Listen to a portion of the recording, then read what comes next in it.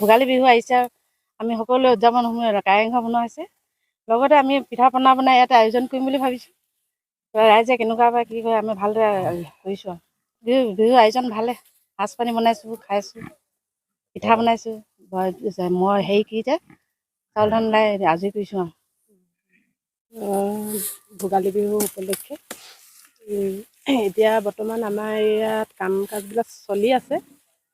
আমি সকলোৱে মিলি নৰা কাটিছোঁ আৰু কি কৰিব লাগে গোটেইবিলাকে ধুনীয়াকৈ কৰি আছোঁ।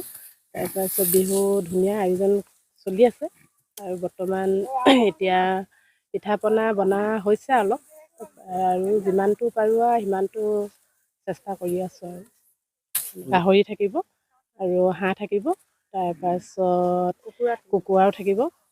তাৰপৰা এইবছৰো মেজিও জ্বলোৱা হ'ব। চবে কাৰেংঘৰ বনোৱা হৈছে, দেখিছে।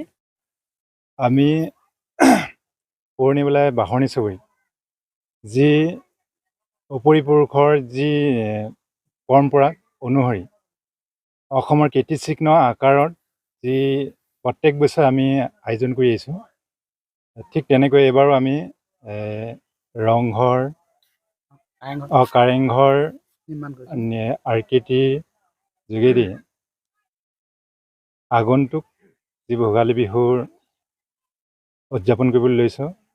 এই উদযাপন কৰিবলৈ লওঁতে যোৱা 31 ডিচেম্বৰৰ পৰা 31 ডিচেম্বৰ প্ৰস্তুতি চলাই থকা হৈছে, আৰু এই প্ৰস্তুতিত প্ৰায় 60% শেষ হ'ব হৈছে। আমাৰ এই মেজিৰ লগতে আমাৰ শৈক্ষিক কিছুমান দিশ আগবাঢ়ি নিবৰ কাৰণে ল'ৰা ছোৱালী আকস্মিক বক্তৃতা বা তৰ্ক প্ৰতিযোগিতা বা চিত্ৰাংকন প্ৰতিযোগিতা তেনেকুৱা ধৰণৰ আমাৰ কম্পিটিশ্যন ৰখা হ'ব। 13 তাৰিখটো ৰাতিপুৱা 9 বজাৰ পৰা 2টামান বজালৈ। তাৰপাছত আমাৰ ভেলাঘৰত পুৰণি নীতি নিয়ম মতে ভোজ খোৱা হ'ব। 2টা বজাৰ পৰা আমি ভোজ আৰম্ভ কৰিম। তাৰপৰা আমাৰ আগত মেজি থাকিব 2টা, মেজিকেইটা জ্বলোৱা হ'ব, আৰু পিছদিনাখন ৰাতিপুৱা তাৰপৰা আকৌ এসাঁজ ভোজ খোৱা হ'ব। তাৰ পিছদিনাখনো আমাৰ কাৰ্যসূচী থাকিব গধূলি লগনি। তেনেধৰণে আমাৰ কাৰ্যবিলাক আমাৰ ভেলাঘৰৰ নামত আমাৰ চুবুৰীটোৰ একগ্ৰতা আৰু গাঁওখনৰ উন্নতিৰ কাৰণে কিছুমান শৈক্ষিক দিশত আগবাঢ়ি যাবলৈ আমি এনেধৰণে প্ৰচেষ্টা কৰিছোঁ। নিজৰ কাৰণে আমাৰ যিবোৰ আমাৰ আগৰ পূৰ্বপুৰুষৰ নিয়ম মতে এজনী পাতিহাঁহ লাগে।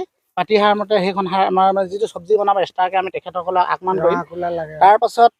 তাৰপাছত আমাৰ খাবৰ কাৰণে এক্সট্ৰাকৈ আমি গাহৰি এটা বা তেনেকুৱা ধৰণৰ লওঁ। গোটেই আলহী চালহী আহে, সেয়া সেপমান কৰিবৰ কাৰণে আগৰ কিছুমান নীতি নিয়ম, যিবোৰ নীতি নিয়মৰ যোগেদি কিছুমান মানুহৰ ইয়াত সেৱা সেপমান কাঢ়িলে কি বুলি কয় আমাৰ ফল পাওঁ বুলি আকৌ নেক্সট বাৰ দিবলৈ আহে কিবা, তেনেধৰণে সেৱা সেপমান কাঢ়ে।